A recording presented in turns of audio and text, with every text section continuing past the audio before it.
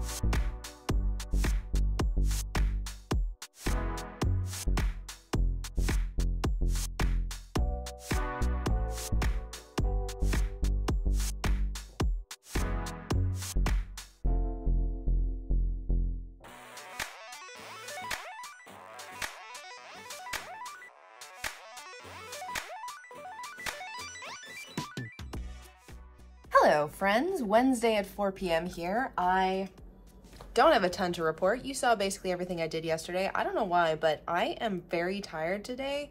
So I took the opportunity to mostly just do some drawing. I had a very large amount of kind of concepting and ideation to do because I have some stuff coming up later in the summer that if I don't get on it and order my enamel pins, for example, that I have planned and start designing some t-shirts and tote bags, that I'm gonna fall very quickly behind and not be able to get my merch in time for these events. So yeah, let me show you, I suppose. Started out really having no idea what I was going to do. I just knew that I wanted to make an enamel pin that I could do in soft enamel with dyed metal and then be able to use the same shape and then put a bunch of different cat patterns on top, if that makes sense. So I can basically order, you know, 200 of exactly the same shape of pin with different color designs on it without having to pay like those manufacturing costs for different shapes or whatever. So I don't know, just kind of like doodling some cute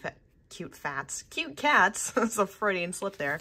And went over onto this page and was like feeling like maybe this was the vibe, but then it was like no, and then trying to just kind of keep working on shapes. And then I did this and I was like, I like what I see here. And so I simplified it even more. And yeah, I really fell in love with this. And then that allowed me to take on a secondary pose.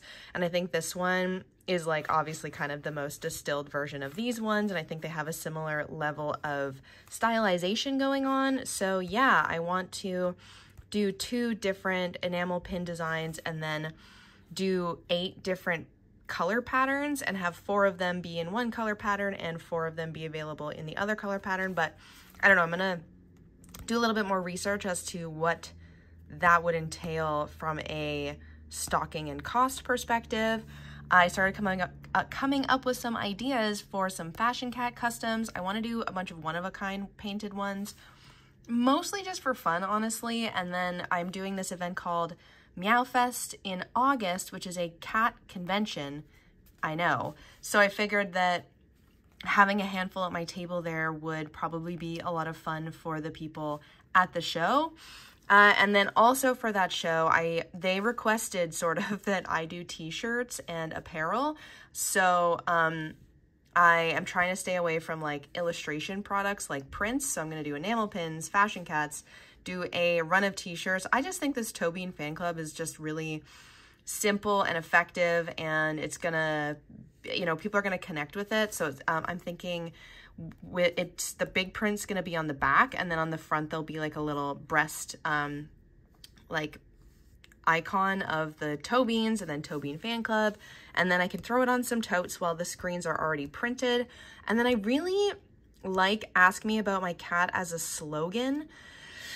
I don't know though, like I feel like I do want to have 2 options of this type of product at my table. So I don't know, leave me a comment. Do you think Ask Me About My Cat is successful? It definitely resonated with some certain types of people at VanCaf, and I have a suspicion that those are the types of people who will be at Meow Fest. But yeah, I don't know, you can help me make up my mind down below. And then I'm just gonna say that I did some planning for this, and I'm gonna leave it at that. Up next is a painting. I haven't done a pet portrait in a while because I've just been really busy. I swear to God, it's been like a month and a half.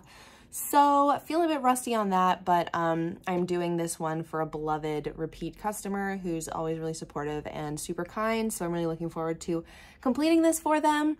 And yeah, that'll be my evening. If I have the beans, I have one more digital piece that I'd like to do, but this week is GDQ. Shout outs to anyone who's watching. And this evening, they're running 3 of my favorite types of runs back to back. So there's a Majora's Mask randomizer, there's Super Mario Odyssey, and a Paper Mario run. So from 7 to like 11, I'm gonna be occupied, but maybe that'll be a good opportunity to do some digital art. We'll see. In the meantime, let's paint, you guys.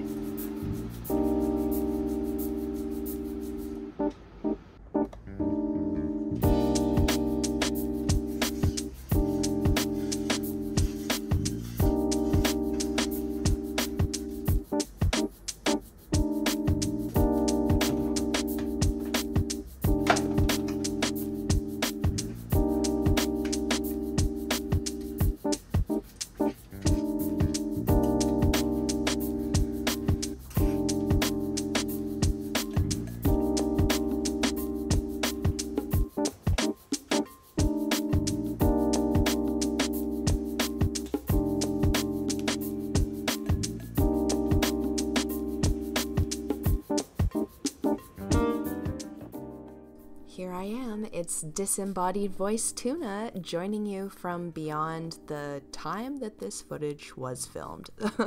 So this is a bit of a long segment. I'm not 100% sure what I'm going to talk about, so we're just going to flow with it. I did want to say that if you guys ever have any specific questions about anything that I'm up to, be sure to leave them in the comments and I'd be happy to answer them in some of these voiceover segments. If you are a fan of these kinds of paintings, these pet portraits that I do have a full video from a few weeks ago that goes over my process pretty specifically, and I go into as much detail as I can about my process there. But yeah, let's try and enjoy. I did pose the question to you guys on the community tab as to whether or not you enjoyed the sped up footage versus the real-time footage. So this is real-time, and then in a second you're going to see the sped up footage.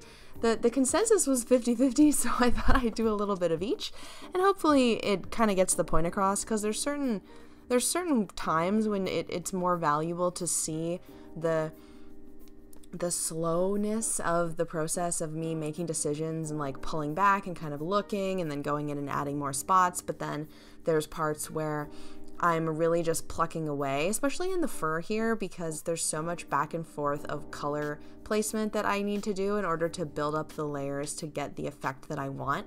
But I was feeling so like rusty going into doing this that I just decided to trust the process, and I do feel like it worked out in the end. But I was like, I thought I'd forgotten basically how to paint like this.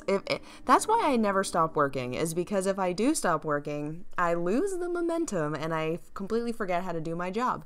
But yeah, this was really fun to paint. I mean, they're always really fun to paint, these pet portraits. As you saw from the earlier clips, I work pretty directly from a reference, and what I did for these two cats was I stitched two photos together and then added kind of like a loose background, and then I just used that to reference for my painting. And I'm not really going for 100% realism. I'm not trying to copy the painting, but I do want to have the strong foundation of reference, because I want to make sure that, you know, a lot of animals kind of look similar, right? So I wanted to make sure that I'm using an actual photo of the actual animal that I'm drawing so that I can get their specific details as close to it as I can. And this was my first orange tabby. I do think I did another tabby earlier, but this is my first orange tabby, and it was fun. It's actually fun because I didn't need to stylize the colors a ton on them, because the orange is already so striking. So I basically used a mix of yellow, pink, and orange, and then like dark orange / brown. Did you know brown is just dark orange? Once you realize that, the world changes for you. And then I went on to do the black cat on the right hand side, and I really didn't know what I was doing, so I thought I would just start as light as possible and build up darker layers as I went. So I started with the sepia. No, it's not sepia. That is, oh, I forget. I use it in like every painting. It's my favorite brown. But I had used it on the orange cat, so I thought it was a good starting point for like the lightest color on the black cat, and then I added like a magenta to kind of match the orange and pink tones on the left cat too, and then I went in with the black and basically covered all of it up. But I do think it's kind of like an underpainting layer, so if I hadn't done that base coat of those colors, that I wouldn't have ended up with the final like result that I ended up getting. So I don't know, in hindsight, like I think it was an important part of the process, but it looks a little bit silly given that I cover most of it up in the end. And then adding this fur, oh, so satisfying. I think like it can be intimidating when you're looking at a cat that's all black and being like, well, how am I gonna like make this not just a black blob? And I think like just pushing the highlights that you do perceive as much as possible. So definitely take some artistic liberties to make areas lighter where they may in fact actually be darker, to add little details, and choose a base color. So for me, I went with this magenta, this orange, which is kind of the undertone. I think, like, if I'm not mistaken, black cats are, there's a really interesting coat science, I forget what the word is when it's like genealogy, but it's like with your alleles and stuff that brings out certain colors in their coats. But I think that red is almost always the actual undertone for black. But if you wanted to do like a purple undertone, that would look really nice. But yeah, I ended up going with the brown and the orange just to match the cat on the left side. So I'm just resetting here. If water was getting a bit gross, I usually don't worry too much about refreshing my water a ton. I'm trying to keep 2 pots on hand though, one for rinsing and one for thinning out my paint, but I'm not always 100% good at not also rinsing in my fresh paint water cup. And yeah, once the cats are like mostly done, I go in here with the background and kind of carve it out. I can cover up any mistakes that I may have made where I went outside of the lines for the cats. And I was originally going to do a darker purple background, and my photo comp has that, but because I kind of pastelized a lot of the tones that I chose for the painting, I ended up choosing this really nice pale lilac color, I think is the one there on the left hand side. You can see it. And yeah, going in with the ultra white highlights, going in and painting. I do actually paint the white side. I don't just leave it blank with my gesso. I could probably, but it looks nicer to have a nice white coat.